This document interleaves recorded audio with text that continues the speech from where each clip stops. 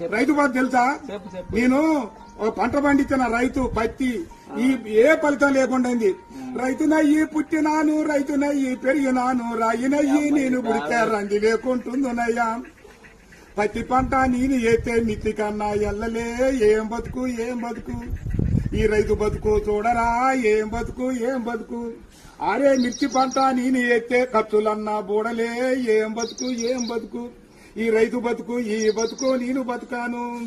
పల్లెరు గాయల్లో పలుగురాల చేరు కాడ పాములు తెల్లల్లా తిరిగి ఎద్దులాగా ఎద్దు నాగి వానగుంటల నీళ్లు దాగి ముళ్ళ కంచాలెక్కి దూకితే గడ్డి మోపే గొంగడాయే పెంటగడ్డే పక్కల ఎత్తుని అమ్మ బతుకు.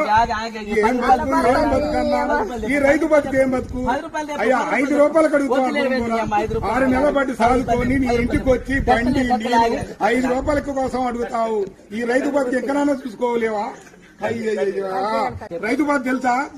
నేను ఒక పంట పండించిన రైతు పత్తి ఏ ఫలితం లేకుండా రైతునయ్యి పుట్టినాను, రైతునయ్యి పెరిగినాను, రాయినయ్యి నేను పుడితే రంది లేకుంటుందనయ్యా.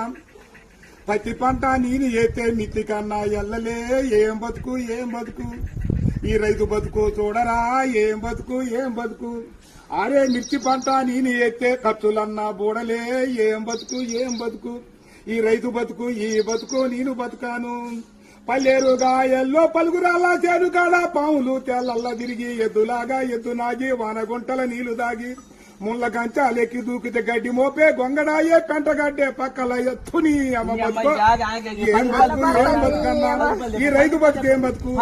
అయ్యా 5 రూపాయలు కడుగుతాను, 6 నెలల బట్టి సాదుకొని నీ ఇంటికి వచ్చి బండి 5 రూపాయల కోసం అడుగుతావు.